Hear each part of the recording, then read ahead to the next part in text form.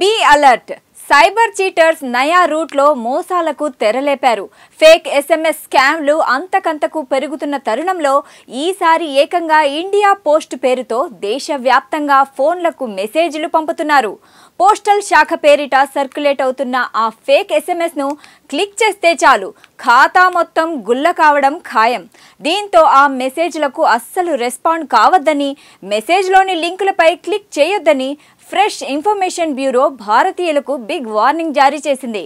ఇక ఈ స్కామ్ జరుగుతున్న తీరు తెలిస్తే షాక్ అవ్వాల్సిందే.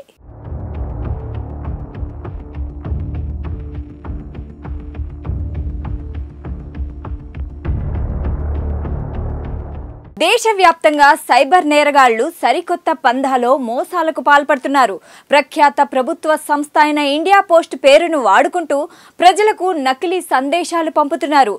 మీ పార్సల్ వచ్చింది, కానీ అడ్రస్ సరిగా లేకపోవడంతో పార్సల్ డెలివరీలో సమస్య ఉందంటూ డెలివరీ చేయలేకపోతున్నాం. 48 గంటల్లోగా ఈ లింక్ క్లిక్ చేసి వివరాలు అప్డేట్ చేయండి, లేకపోతే పార్సల్ వెనక్కి వెళ్ళిపోతుంది. ఇండియా పోస్ట్ పేరుతో దేశవ్యాప్తంగా ఫోన్లకు కొత్త మెసేజ్లు పంపుతున్నారు స్కామర్లు. ఇది తెలియక ప్రజలు ఆ లింక్స్ ఓపెన్ చేసి తమ అడ్రస్లను పంపుతున్నారు. దీంతో క్షణాల్లో బ్యాంక్ అకౌంట్స్ జీరో బ్యాలెన్స్కు చేరుకోవడం ఖాయం. అయితే ఇలాంటి ఎస్ఎంఎస్లు వస్తే బీ కేర్ఫుల్. ఎట్టి పరిస్థితుల్లో వాటిపై క్లిక్ చేయకూడదు. ఇది సైబర్ నేరగాళ్లు పన్నిన కొత్త మోసపూరిత వల అని కేంద్ర ప్రభుత్వం హెచ్చరిస్తోంది. ఇలాంటి నకిలీ సందేశాలను నమ్మి లింకులపై క్లిక్ చేస్తే మీ బ్యాంకు ఖాతా ఖాళీ అవడం ఖాయమని స్పష్టం చేసింది. ఈ లింకును నొక్కితే వినియోగదారుల వ్యక్తిగత ఆర్థిక సమాచారాన్ని దొంగలించినందుకు వీలుగా ఫిషింగ్ వెబ్సైట్ను దారి మళ్లిస్తుందని అధికారులు గుర్తించారు.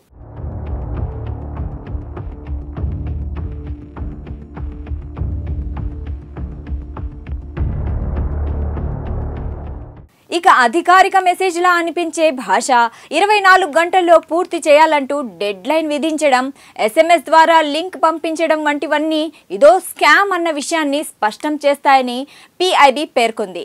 ఈ లింక్ పై క్లిక్ చేస్తే స్మార్ట్ ఫోన్లోని మాల్వేర్ చొరబడి డివైస్ హ్యాకర్లు పరిధిలోకి వెళ్లిపోతుందని పేర్కొంది.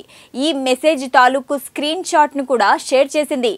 ఇలాంటి మెసేజ్లకు అస్సలు రెస్పాండ్ కావద్దని, మెసేజ్లోని లింక్లపై క్లిక్ చేయవద్దని సీరియస్ వార్నింగ్ ఇచ్చింది పిఐబి. అయితే ఇలాంటి స్కామ్లకు బారిన పడకుండా ఉండాలంటే గుర్తు తెలియని వ్యక్తుల నుంచి వచ్చిన మెసేజ్లకు స్పందించకూడదు. అవసరమైతే ప్రభుత్వ వెబ్సైట్లోకి వెళ్లి వివరాలను తనిఖీ చేసుకోవాలి. కొత్త లింక్స్ పై ఎప్పుడూ క్లిక్ చేయకూడదు.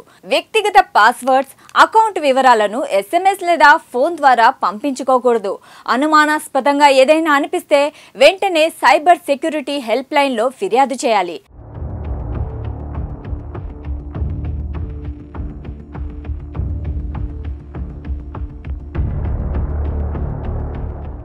ఇక ఇండియా పోస్ట్ తమ వినియోగదారులకు ఇలాంటి లింకులతో కూడిన సందేశాలు పంపదని తేల్చి చెప్పింది పిఐబి.